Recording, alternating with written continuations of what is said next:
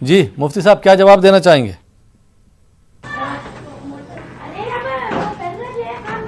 جی جی محترم ناظرین کرام، اللہ رب العزت نے امت محمدیہ صلی اللہ علیہ وسلم کی رشد و ہدایت کے لیے قرآن کریم کو نازل فرمایا ہے.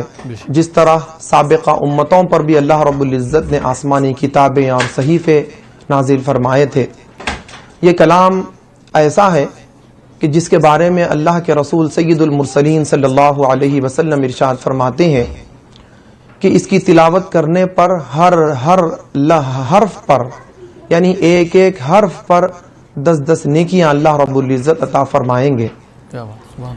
صحابہ کرام نے سوال کیا، اے اللہ کے رسول صلی اللہ علیہ وسلم، کیا الف لام میم ایک حرف ہے؟ تو اللہ کے رسول صلی اللہ علیہ وسلم نے جواب میں فرمایا، نہیں، بلکہ الف حرف ولام حرف ومیم حرف. الف ایک الگ حرف ہے، لام ایک الگ حرف ہے، میم ایک الگ حرف ہے. یعنی اگر کوئی الف لام میم کی تلاوت کرتا ہے تو الف پر 10 نیکیاں، لام پر 10 نیکیاں، میم پر 10 نیکیاں ملیں گی.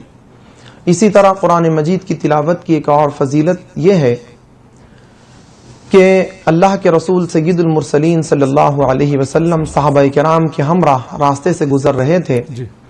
یکایک آپ کی نظر ایک لوہے کے ٹکڑے پر پڑتی ہے جو زنگ آلود تھا. اللہ کے رسول صلی اللہ علیہ وسلم کا ایک انداز نصیحت یہ ہوتا تھا کہ جب کبھی چھوٹی چھوٹی کوئی چیزیں دیکھتے تو مثالوں کے ذریعے انہیں بہت بڑا دین کا مسئلہ سکھا دیتے.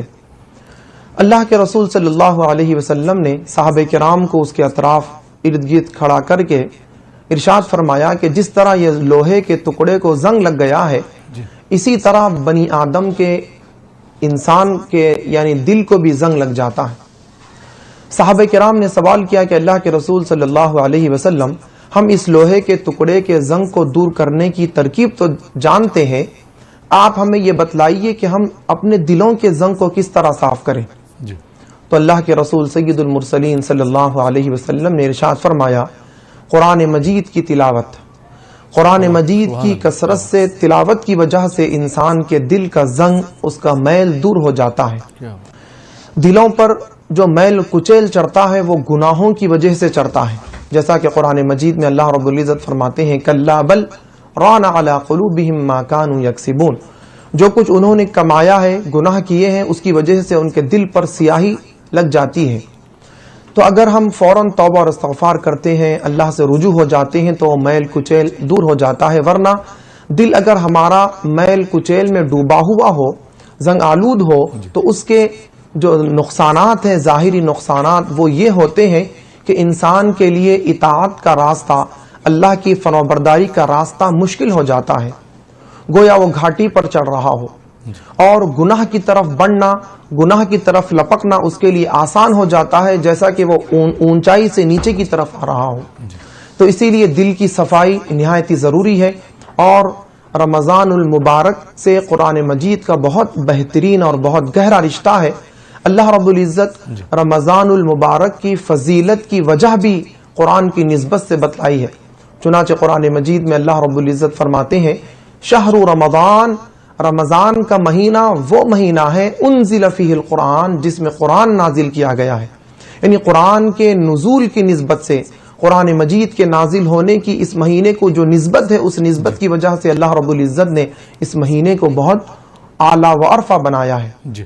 اور اسی طرح جس طرح رمضان المبارک میں روزے ہم پر فرض ہیں، اور روزوں کا مقصد دل کی صفائی ہے اور نفس کا یعنی تقوی حاصل کرنا ہے، اور یہ چیز قرآن مجید کی تلاوت سے بھی حاصل ہوتی ہے.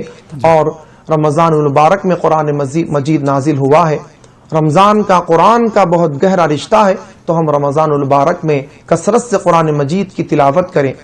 جیسا کہ بھائی نے ہم سے سوال کیا ہے کہ قرآن کی تلاوت کرنے کا افضل وقت کون سا ہے، اس کے لیے کوئی وقت مقرر نہیں ہے. آپ ہر وقت 24 گھنٹے جب چاہیں قرآن مجید کی تلاوت کر سکتے ہیں. اللہ رب العزت ہر وقت آپ کو اتنا ہی ثواب عطا فرمائیں گے، اور جتنا کہ اللہ کے رسول صلی اللہ علیہ وسلم نے اس کے بارے میں بتلایا ہے. ایسا نہیں ہے کہ آپ دن میں پڑھیں گے تو 10 نیکیاں ملیں گی، اور رات میں پڑھیں گے تو 20 نیکیاں، ایسا نہیں ہے. بلکہ آپ سال بھر میں کبھی بھی پڑھیں، 24 گھنٹے میں کسی بھی وقت قرآن کی تلاوت کریں، انشاءاللہ العزیز اللہ رب العزت آپ کو اتنا ہی ثواب عطا فرمائیں گے جتنا کہ اللہ کے رسول صلی اللہ علیہ وسلم نے ایک ایک حرف پر ثواب بتلایا ہے۔